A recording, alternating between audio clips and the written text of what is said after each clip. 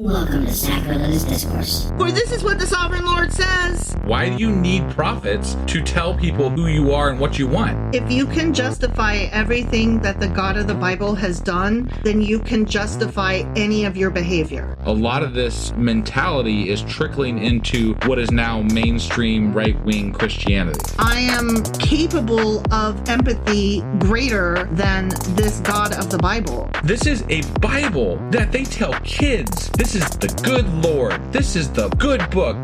He is fantasizing about murder, mass murder.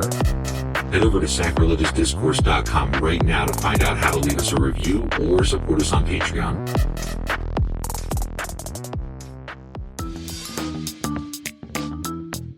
Hey there, sinners and saints. It's your favorite Bible-bashing duo from Sacrilegious Discourse, and we need your help. That's right, folks. We're raising funds for some heavenly equipment and a studio that doesn't sound like it's in the depths of hell. Our current setup, let's just say it's more apocalypse than audiophile. So if you want to hear us dissect the Bible without the background noise of demonic squirrels, chip in a few bucks. We're aiming for $5,000 to upgrade our audio and build a studio worthy of blasphemous banter. Donate today and help us spread the good word of atheism. You can find a link right on our homepage, sacrilegiousdiscourse.com. Every dollar counts. Even if it's from your collection plate. Husband! Wife! Do you remember where we were and what we're doing today? Well... Well, yes. Last time we read 1 Maccabees chapter 6. Truth. Yeah, and in that one, Antiochus IV died. Mm-hmm. He did. And there was some other people they fought. There was a fight with war elephants. There were elephants. They had like massive like things that people rode in. They had towers on them, and then they had taxi drivers that drove them around. And on top of the 4 people. Yeah, and then there was John Wick ran and killed one of the elephants. Yeah, and I didn't like that part. The seas of the army parted for him so that he could go kill the elephant, and then he got squished. Yeah. That's what happened last time. And I don't remember that guy's name, but he's definitely dead. John Wick. He's definitely dead. And he's definitely dead. Yeah. Yeah. So that was 1 Maccabees chapter 6. Sure as fuck was. Which means that today we're reading 1 Maccadoodles chapter 7. All right, let's do this. Okie dokie.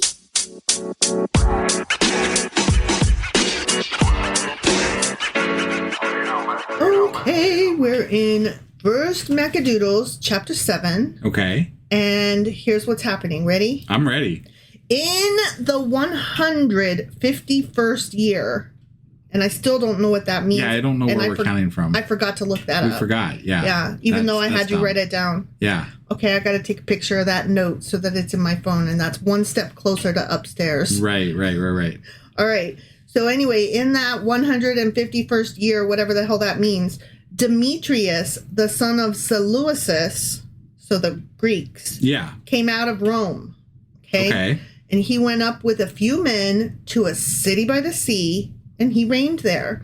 This is like once upon a time, there was a king that came out of Rome, and he took his dudes, and he went to an island in the sea, and he ruled there. Yeah.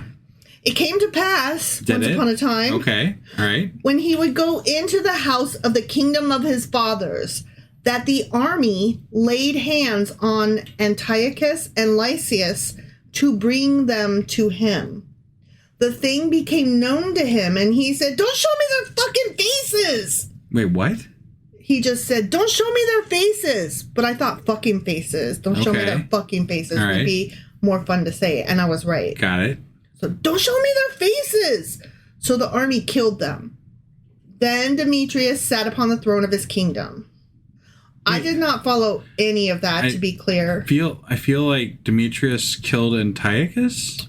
Yeah. But that's not what I'm not understanding. I thought they already died. Wait. There's the new Antiochus, right? Baby Antiochus. The baby Antiochus? Yeah. So maybe he killed them and Jupiter? But I thought that the Antiochus and Jupiter died in the last chapter. No, the old Antiochus died. The new Antiochus took over because the dude put him in charge or whatever. Okay, but I thought, okay. Yeah, well, I guess Jupiter is the new Antiochus, right? Yeah. And then there was Philip, who was the princely, the person that in charge, whatever, yeah, of taking care of. Okay, so then this guy Demetrius was like, "Fuck them, I'm taking over." But I don't want to see their faces. But just kill them for me. Right. Okay. Yeah. All right. Whatever. I'm too busy. I can't look at them. Got it. Okay, I get it now. All the lawless. I can't believe you remember the name Jupiter. That makes me in love with you. It's right there. Oh, you read it on a note. Okay, I'm less in love with you than I was a second ago. I was like really impressed that you remembered it. It was another thing we were supposed to have a note on. Oh, yeah. Like I said, I need to take a picture of that. And that's one step closer to maybe me looking it up. Right. All right. All the lawless and ungodly men of Israel came to him. Him being Demetrius. Right. Alcimus was their leader. Not Demetrius?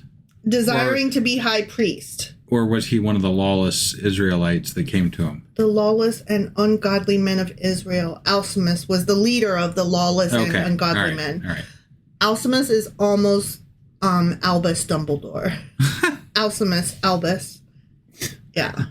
Alcimus was their leader of the lawless and ungodly men, desiring to be high priest. They accused the people to the king, saying, Judas and his kindred have destroyed all your friends and have scattered us from our own land. Now, therefore, send a man whom you trust and let him go and see all the destruction which he has brought on us and the king's country. I mean, he's not wrong. No. Judas has been killing the fuck out of some people. He has been killing the fuck out of them. That is true. I'm just saying, like, this, we've kind of complained about Judas and his campaigns. Because he's doing all these, like, one sentence kill-offs. And I'm like, damn, he's killing a lot of people. He's like, murder here, murder there, here, murder there, and murder, apparently everybody it's just kill. Snaps a finger and people die. Yeah. You know? Yeah. All right, so Demetrius is like, take a guy that you trust and let him go and see all the destruction which he has brought on us and the king's country, and how he has punished them and all who helped them. Okay. So the king chose Bacchides. Bacchides, huh? I like that name, Bacchides. One of the king's friends. So the king chose his friend, Bacchides. Right, yeah. Who was the ruler in the country beyond the river, and was a great man in the kingdom and faithful to the king, which is why he was his friend. Got it. Yeah. I mean, I'm faithful to my friend. I don't know how I'd feel about this, though. He's ruling a kingdom over across the river, and this guy and his brother's like, hey, why don't you go check on this guy that's killing a lot of people over there for me, would you? Right? Yeah. Like, why don't you go your fucking self? Pass, maybe? Right? You know? I have my own little kingdom over here on the river. You go yourself if you're so curious. Yeah. That's a good point. He sent him... Demetrius sent Bacchides. That is pronoun abuse. If you say he sent him and it's two different he's and hims, you're wrong. You're wrong. You did the wrong thing. You chose incorrectly. Yeah. Okay, so the king Demetrius sent his best buddy, King Bacchides, and that ungodly Alcimus, whom he made the high priest. Because that's how they would refer to him, as those people. That motherfucker Alcimus. That ungodly guy. Piece of shit Alcimus, you know, whom he made the high priest. And he commanded him to take vengeance upon the children of Israel. Even before seeing it, apparently. Wow. He's like, go take a look and tell me if they're bad. But while you're down there, just go ahead and kill them. You would think he would have heard stories about how this hasn't worked out for anybody, so far. Yeah. He did, literally. Right, yeah, from Albus Dumbledore.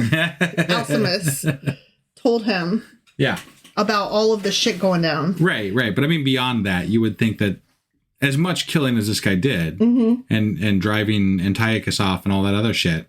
And fighting off the elephants. This would have made some rounds in Storyland, They definitely would have heard about this on Facebook. Right. All right, so they marched away and came with a great army into the land of Judah. Oh, I think this is a bad plan. How great was it? Was it 100,000? Was it 120,000? Did they have 32 war elephants with towers on them? It didn't tell me yet. Because, they tried that already. He sent messengers to Judas and his kindred with words of peace deceitfully. That's okay, because Judas himself did some deceitful shit, didn't he? No, it was the other. It was Antiochus. It was Antiochus. The baby Antiochus. The Jupiter guy. Yeah. Kid. Right. Yeah. Yeah, Jupiter is a trickster. That was just like in the last chapter. That was last chapter. Yeah. Yeah. So once again, these ungodly men are doing faith breaker things. Yeah. Oath breaker. Damn them.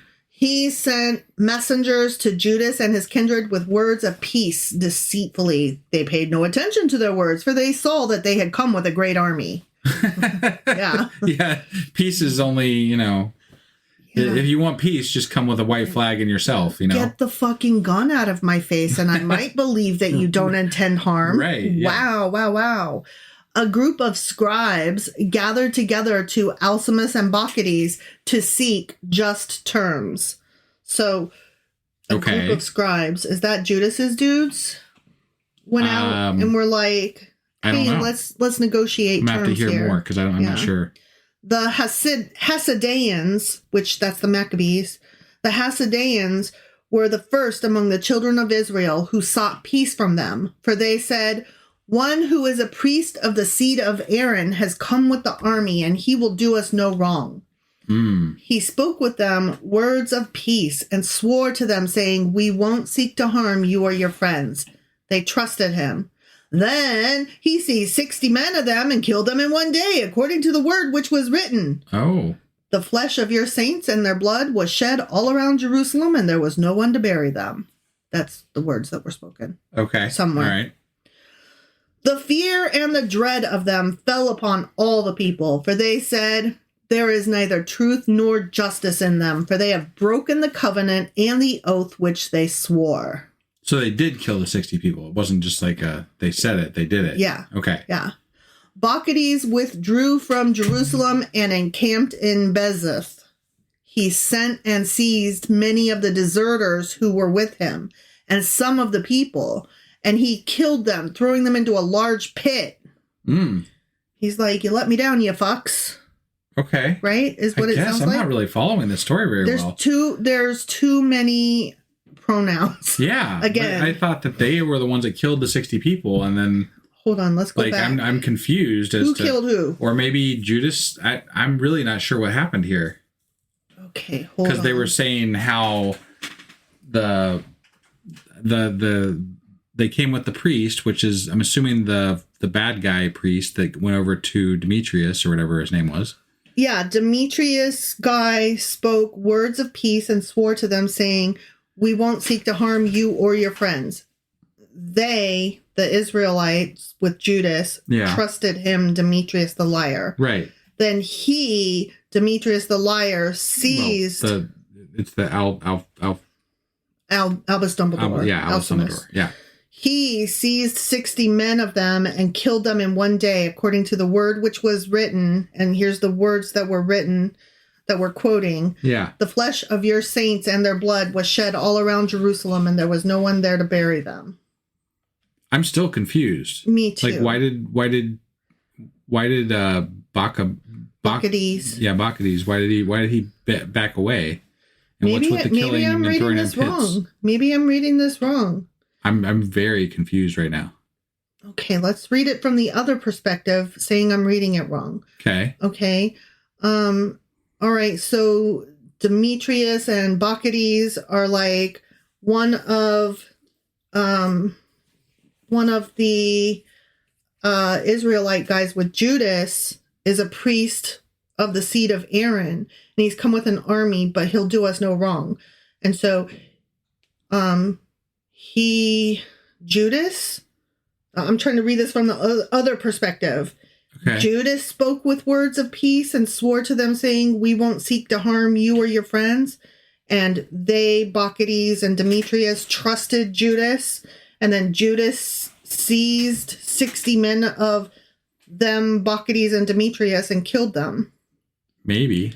And then the fear and dread of them, Judas, fell upon all the people, for they said, Bacchides and Demetrius said, there is neither truth nor justice in them, for they have broken the covenant and the oath which they swore. So then Bacchides withdrew from Jerusalem and encamped in Bezeth. That doesn't sound right. But neither one sounds right. None of this works out right in my head. I don't understand. Who killed whom? I don't know. I'm going to say that we just move along and hopefully it sorts itself out. Yeah. Because I don't really understand what's going on here. know who was the oath breaker. And I don't know who killed whom. Yeah. And I don't understand what is happening, except that Bacchides was like, fuck me, I'm out. And I think next time we definitely need to clarify some of what we've read over the last 2 chapters, because we have too many questions now. Yeah. This is getting out of hand, y'all. It is. This Maccabees shit is getting out of hand. Yeah. All right. So Bacchides, because that's who we're talking about. Mm-hmm. Bacchides withdrew from Jerusalem and encamped in Bezeth. He sent and seized many of the deserters who were with him and some of the people, and he killed them, throwing them into a large pit. So he's pissed off at them for deserting. He placed Albus Dumbledore, Alcimus, in charge of the country and left with him a force to aid him. Then Bacchides himself went away to the king. Run away, run away. You know, we used to do a Q&A. We did. We haven't done one yet. We haven't. I think it might be time for a Q&A. Yeah. Not tonight, but no. But yeah, we need to do a Q&A next episode. I think. Right. Yeah. We'll do that. Okay.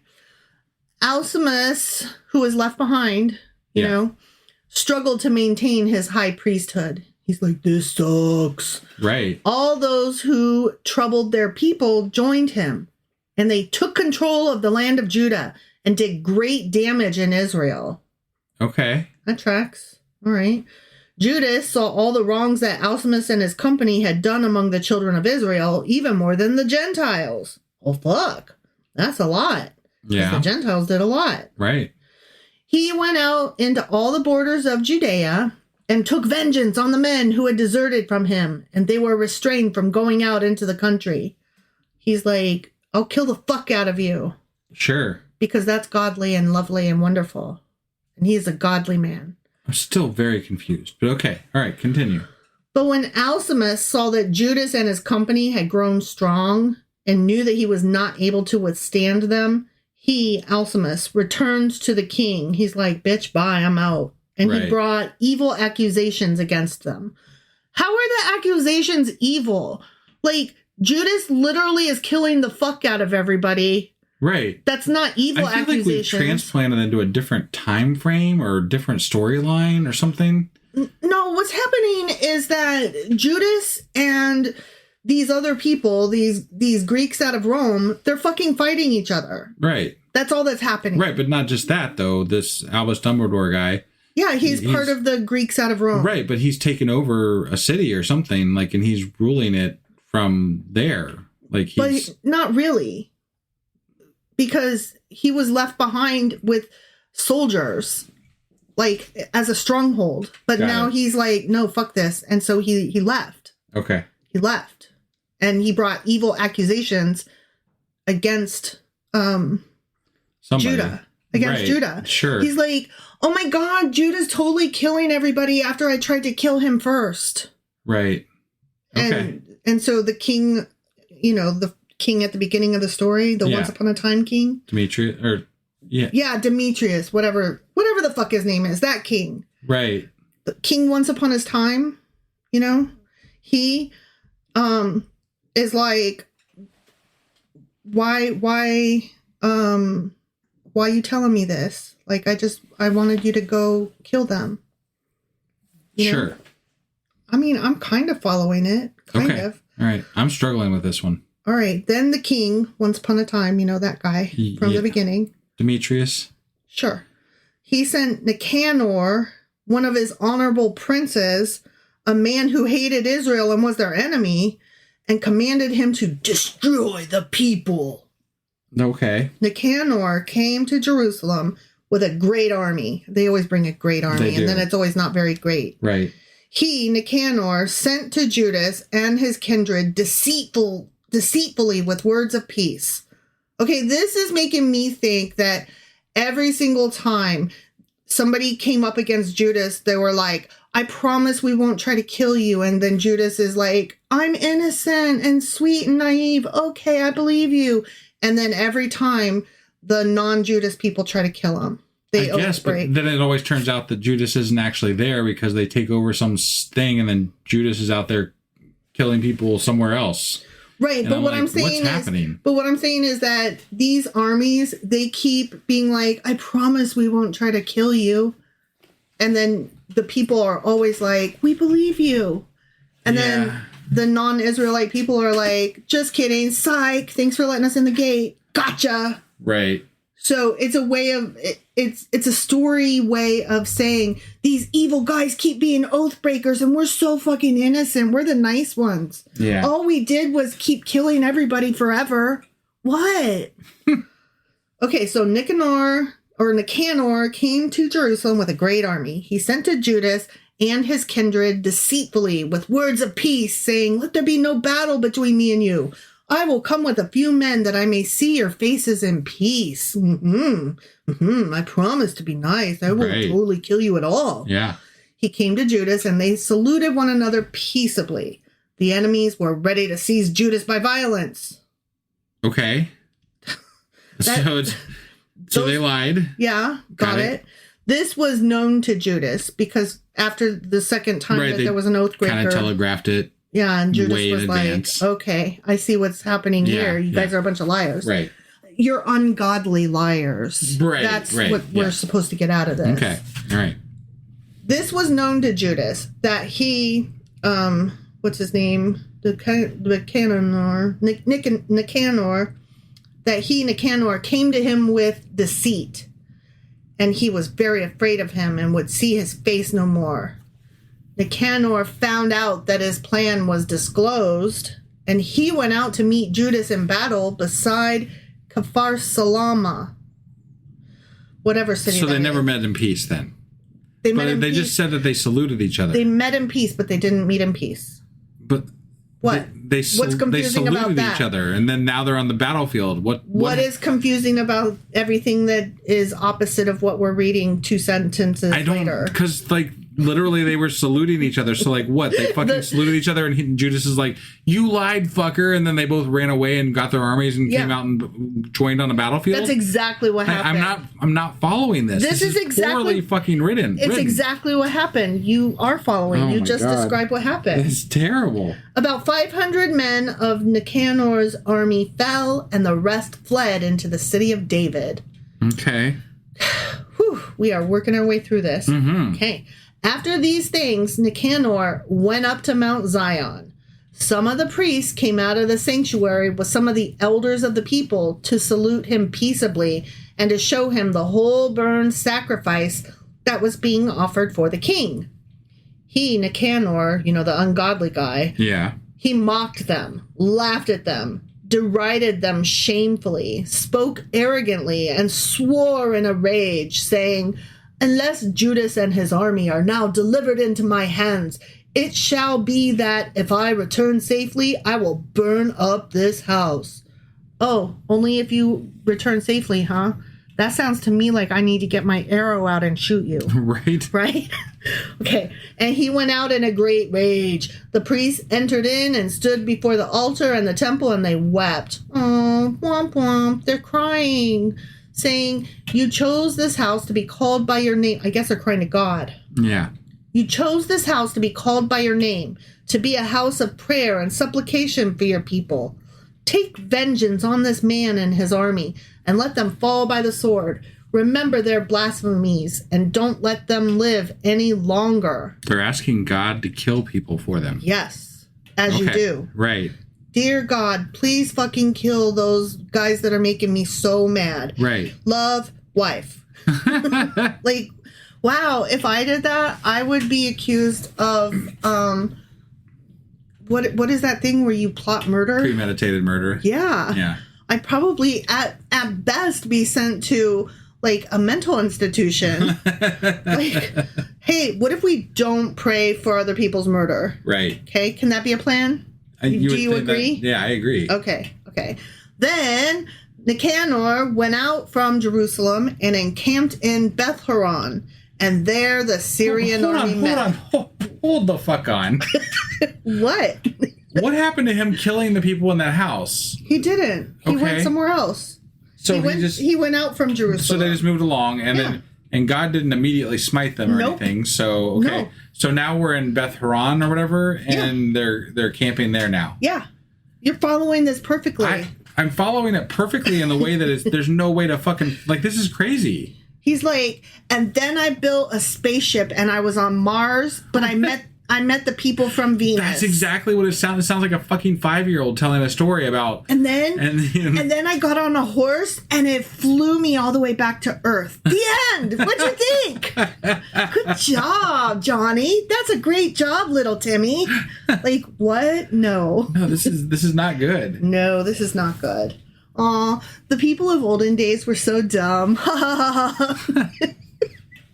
Then Nicanor went out from Jerusalem and encamped in Beth-horon, and there the Syrian army met him. Judas encamped in Edessa, with 3,000 men.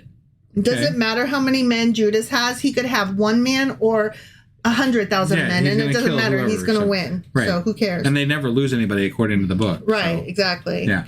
Judas prayed and said, when those who came from the king blasphemed, your angel went out and struck among them 185,000.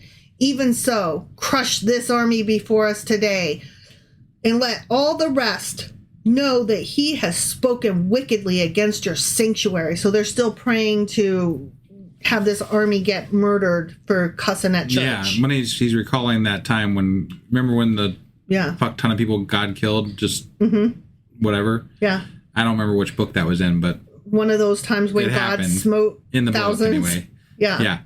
So he's recalling that to happen again. Remember, God, when you killed thousands? Can you do that again? Right. Because they cussed in church. This is not something they teach you in Sunday school, I don't think. Well, no. It's praying for the demise of Maccabees. Thousands of people. It's Maccabees. Right. They don't teach this in church. Okay. All right. Judge him, continued Judas, according to his wickedness. That cussing in church deserves death. Yeah. I mean, honestly, that's what he's saying. Not the fact that he's a murderous fuck. Not the fact that he's trying to, like, hold us down or he's hurting our sanctuaries or being like the last king guy who, like, tried to steal our personhood from us and make us not be allowed to be Jewish anymore. Everything that it means to be Jewish, he tried to strip us up. Right. No, this guy's evil because he cussed in church. Get him. Got it. You know? Yeah. Okay, on the 13th day of the month of Adar, which I think is sometime in the spring, if I recall correctly, but I could be speaking out of my ass. Sure. Probably am, honestly. So whatever, the 13th day of the month of Adar, the armies met in battle. Nicanor's army was defeated. Of course it was. Yeah. And he himself was the first to fall in the battle. Of course he was. Just like Elephant Guy. Right. Now when his army saw... I'm surprised it wasn't Judas himself. Like, I know, right? Run up there and kill him, you know. He stabbed him just like the stabby guy he was. Right. Now, when his army saw that Nicanor had fallen, they threw away their weapons and fled. I mean, that's what happens. You kill the leader and the whole army lays down their arms, right? Well, I feel like that's more because they were maybe mercenaries and he was the one that had the paycheck. And yes, that's exactly it. They're like, it. fuck this shit. I'm not fighting if I'm not getting paid. Right. I'm here for the check. I'm not here to make friends. I'm here for the money. Right. They pursued them. Bad Judas pronouns. Pursued the Greek people, the mercenaries, whatever, a day's journey from Edessa until you come to Gazara, and they sounded an alarm after them with the signal trumpets. Too many pronouns. Men came out of all the surrounding villages of Judea and outflanked them. These turned them back on those. Turned them back on those. What the fuck even is happening? These turned them back on those. This is terrible. And they all fell by the sword. Them being the Greek people things. The ungodly guys died. They all died. The Judeans won. Apparently because they prayed to God or something. And the trumpets and signals and also there were swords involved, so that probably helped, kill them too. Right. But there wasn't one of them left. The Jews took the spoils and the booty. Yeah, they did. Take that booty. And they cut off Nicanor's head. and his right hand, which is gross. I feel like that's a little excessive. That's over the top. Yeah. Unnecessary. He's already fucking dead. Right? What are you doing? Which he had stretched out so arrogantly. He had stretched out his hand so arrogantly that they were like, look at that arrogant hand stretched out. I'm going to chop it the fuck off. Okay. Look at that hand. Look at how arrogantly he is stretching out that hand. Sure. Oh my God. I hate it when Not sure how you do that. When somebody stretches out their hand arrogantly, it pisses me the fuck off, and I have no choice but to cut it off. Right, and their head. Their head is a separate matter. That's maybe yes, maybe no. But when somebody stretches out their right, especially their right hand, so arrogantly, so fucking arrogantly, I am going to chop it the fuck off. I kind of have my right hand stretched out right now. But not arrogantly. That's more lackadaisical and lazy. Oh, okay. That's more like whimsical, maybe. Got it. That's more like, are we done yet? Well, they are definitely done with those. So, I mean, And these as well. Yeah. Okay, let's see. They cut off Nicanor's head and his right hand, which he had stretched out so arrogantly, and brought them and hung them up beside Jerusalem. Just beside it. Right outside of town, they hung up his head and his right hand. Where's that is beside it? Beside. It's right there beside. It's on the side. It's not in town. It's just beside it. It's just beside Obviously. town. It's like when you're upset and you're like, I'm beside myself. Am I on the right side? No, it's beside it. And I like that they didn't hang up the body, just the head and the hand. Right, yeah. I wonder if they put it like in a waving pose or something, God. like thumbs up, yeah. Middle finger. I was going to say that's better than it would be today. They would just do the middle finger. Yeah. The people were exceedingly glad because we all love to see people get beheaded and have their arrogant right hand cut off. Yeah, and then put it beside town. And they kept that day as a day of great gladness. Yeah, well, that's beside the point. That's a fucking party. Why did you laugh? What did I miss? I've been running the pun on the word beside for like the last 30 seconds. So I completely you missed just it. Didn't catch anything that I was saying. I didn't. I'm sorry. All right. They were like celebration time. Come on. Yeah. They're so happy. Right. Let's celebrate. The Judeans, ordained to keep this day year by year on the 13th day of Adar. And so the land of Judah had rest a few days. The end. Okay. I wonder, I have to wonder. What celebration is this that? still a celebration? What party is that? Because if it is, what murderous thing are you guys celebrating? I want to know what they do for that right? Because that's interesting. Is that on the Jewish calendar? If we have any Jewish listeners or people who are familiar with the Jewish faith and all of their holidays, please let us know, and I will be looking into it. We're doing a Q&A next, so I mean, we should find that out. We should, yeah, and hopefully I'll remember the 13th day of Adar. Yeah, what the fuck? Find out. Yeah, what celebration is that? Right? Yeah. And what are you celebrating when you do that? I don't know, but if we ever celebrate it, we need to get like a head and a hand. Obviously, we could get like those blow up hands. We'll put it beside the house. Oh my God, beside the house. Yes. And when somebody's like, "What's that?" We'll be like, "Oh, we're just celebrating when Judas took care of the somebody." Them. When he took care of them. And those. Nicanor. He took care of them and those. Nicanor. Yeah. Yeah. He took care of they, them, those, and Nicanor. Right, yeah. I mean, look how arrogant that hand is. Right. Pretty fucking arrogant. I mean, okay, if I'm being honest, when I go to a live sports game, which I haven't been to in years, but when people get those big foam hands, they do feel a little arrogant. Do they not? They do.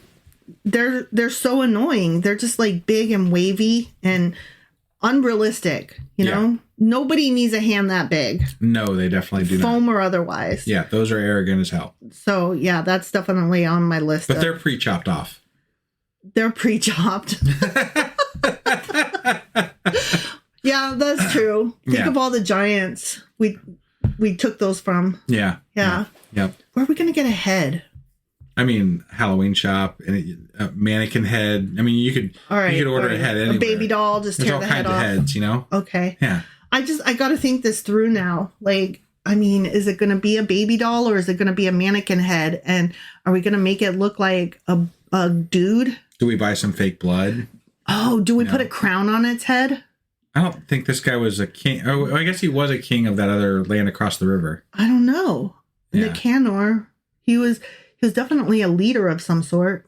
Well, they said he ruled the kingdom across the river. I'll have to reread it. And I don't know if Nicanor was one of them guys. All I know is I really need to think about this. And right. I feel like we need to do this. And I need to find out when this is celebrated. I think it's in spring. But I don't know if it's still celebrated. Right, I don't either. But we need to celebrate it because I cannot stand an arrogant right hand. Yeah. So we'll find all that information out for our Q&A, which will be probably the next episode. Yeah. We've got a lot of fucking questions. We have a lot of fucking questions. But I cannot with all this. Thank you, everybody, for joining us today. We appreciate it. And as always, make sure you catch us live on Tuesday evenings at 10 p.m. Eastern on our Discord. Links are always in the show notes and on our website. And if you can spare $1 or $2 a month, go over to patreon.com/sacrilegious discourse and help us out. And then you can hear these episodes as we put them out when we record them rather than waiting for them to be released to our normal feed. They're usually on Patreon at least 4 or 5 days earlier. So, woohoo! All right. We'll see you next time. Bye.